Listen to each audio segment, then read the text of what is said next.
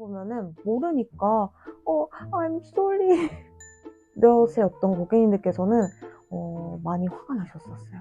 설치음은 쯔, 츠, 스 이런 것들이고. 안녕하세요 여러분, 모두 잘 지내고 계신가요? 저는 오늘 여러분에게 제가 중국어 못하던 시절 있었던 일과 중요성을 느끼게 된 일에 대해서 얘기해 보려고 해요. 먼저 저는 한국에서 대학교를 다녔는데, 한국 대학교에서 이 시험을 위한 공부만 하다 보니까 기초가 전혀 잡히지 않은 상태로 중국으로 가게 됩니다. 근데 제가 그 당시에 호텔 쪽에서 얘기 듣기로는 한국 고객님 담당을 하는 직원이라고 설명을 듣고 갔어요.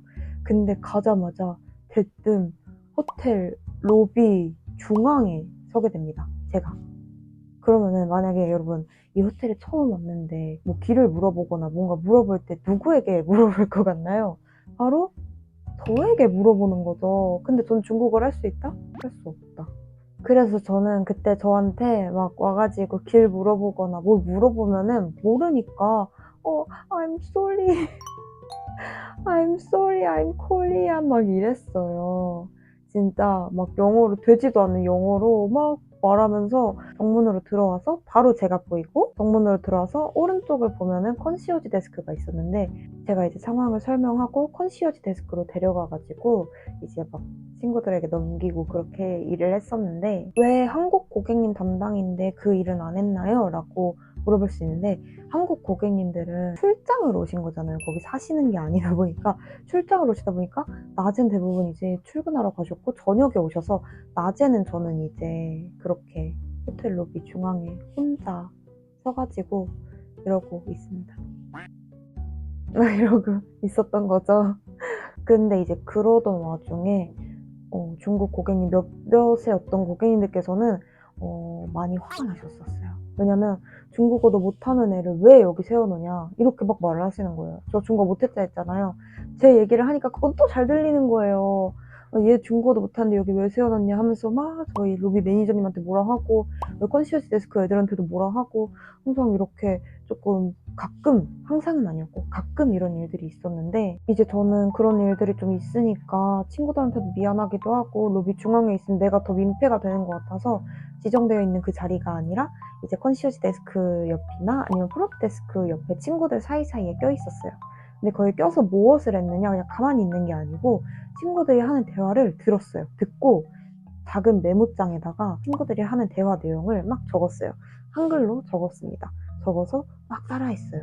가끔 반복되는 문장들은 대충 눈치껏 보이잖아요. 예를 들어서 프론트데스크라면은 직원이 니어위 띵마 이렇게 말을 한다던가, 뭐 약간 이런 거를 제가 이제 막 들으면서 공부를 혼자서 했어요. 따라했죠. 그래서 니어위 띵마, 니的车牌号是多少뭐 이런 거를 제가 혼자서 공부를, 연습을 엄청 많이 했는데, 저는 이런 일적인 부분 말고도 일상적인 대화도 너무너무 하고 싶어서 집으로 돌아간 후에는 오늘 하고 싶었던 말이 무엇이 있었는지, 너 밥 먹었어? 아니면은 뭐 정말 간단한 그냥 일상적인 대화들을 그냥 노트에 적어가지고 집에 가서 집에서 번역을 해가지고 그거를 또 막 달달달 외우고, 이런 식으로 항상 하루하루를 보냈어요. 근데 제가 그랬죠, 여러분. 기초가 잡히지 않은 상태로 중국에 오게 되었다고. 그래서 이제 중국인 친구들하고 대화는 가능한데 발음이랑 성조가 엉망진창인 거예요, 진짜. 사실 같이 일하는 직원들은 알잖아요, 제가 한국인인지. 그러니까 어느 정도 감안을 하고 얘기를 들으니까 그게 대화가 되는 거였는데, 이제 밖에 외부에서 물건을 살 때나 생활을 한다거나 아니면 일을 할 때 고객님과 대화를 한다거나 할 때 바로 아는 거예요. 아, 얘 외국인이구나. 바로 알게 되는 거죠. 근데 어느 순간 느껴지는 거예요. 내가 이렇게 중국어 하다가는 나중에도 그냥 이런 식으로 중국어를 계속 하게 되는 거 아닌가? 이렇게 갑자기 생각이 드는 거예요. 그렇게 생각이 들다 보니까 갑자기 이제 뭔가 사태의 심각성을 느꼈다 해야 되나?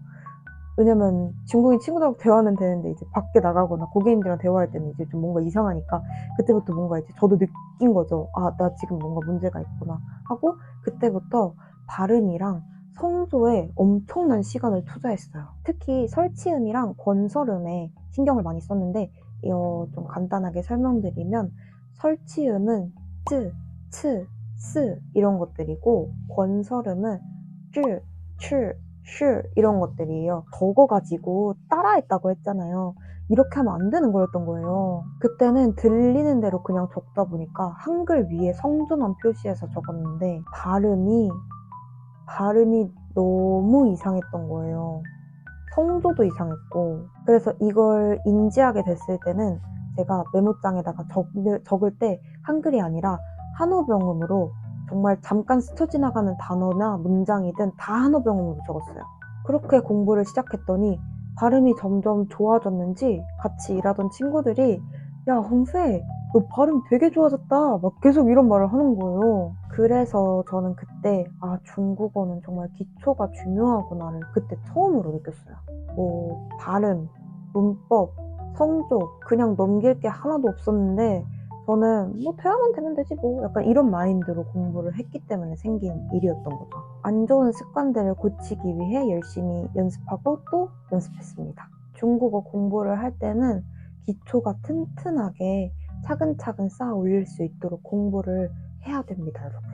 제가 최근에 이 기초 관련해서 좋은 책을 알게 되었는데 여러분에게 추천드리고 싶어요. 바로 착 붙는 중국어 독학 첫걸음이라는 책인데요.